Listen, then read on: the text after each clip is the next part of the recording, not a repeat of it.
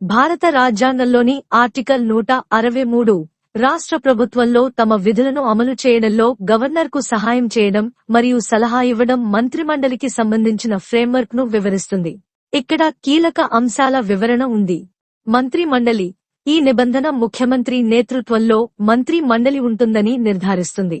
ఈ కౌన్సిల్ యొక్క ప్రాథమిక విధి గవర్నర్కు వారి విధులను నిర్వహించడంలో సహాయం మరియు సలహాలను అందించడం. సహాయం మరియు సలహా రాజ్యాంగం గవర్నర్కు విచక్షణాధికారాన్ని స్పష్టంగా ఇచ్చినప్పుడు మినహా చాలా సందర్భాలలో మంత్రి మండలి సలహా మేరకు గవర్నర్ వ్యవహరించాల్సిన బాధ్యత ఉంది.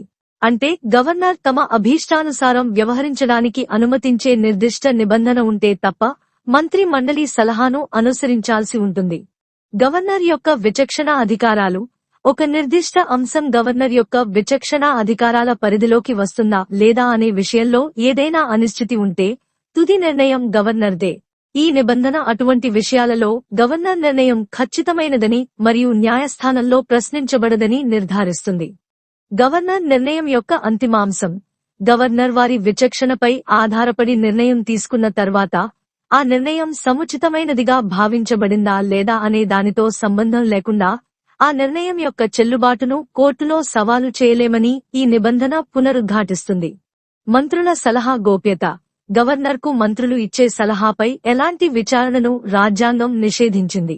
ఇది మంత్రుల మండలి అందించిన సలహాల గోప్యతను నిర్ధారిస్తుంది మరియు రాజ్యాంగ నిబంధనలను స్పష్టంగా ఉల్లంఘిస్తే తప్ప పాలనా వ్యవహారాల్లో న్యాయపరమైన జోక్యాన్ని నివారిస్తుంది. సారాంశంలో ఆర్టికల్ 163 గవర్నర్ మరియు మంత్రుల మండలి మధ్య సంబంధాన్ని ఏర్పరుస్తుంది. గవర్నర్ మంత్రుల సలహాకు ఎంతవరకు కట్టుబడి ఉంటారో మరియు గవర్నర్ చర్యలపై న్యాయపరమైన సమీక్షపై పరిమితులను వివరిస్తుంది.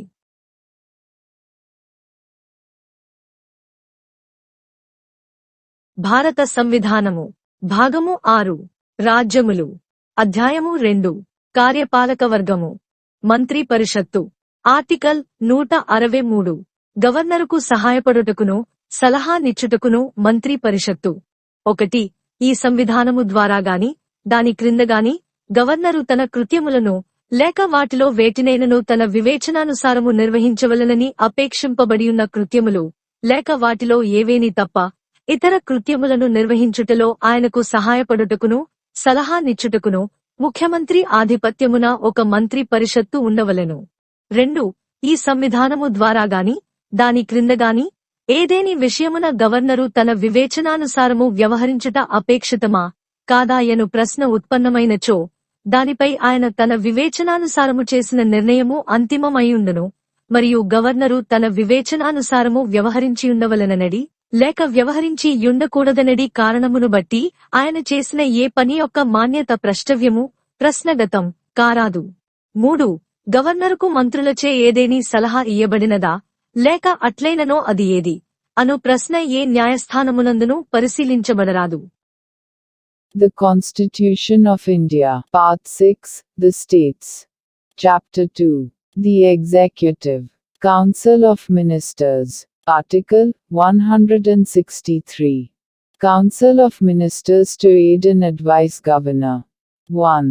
There shall be a Council of Ministers, with the Chief Minister at the head, to aid and advise the Governor in the exercise of his functions, except in so far as he is by or under this Constitution required to exercise his functions or any of them, in his discretion.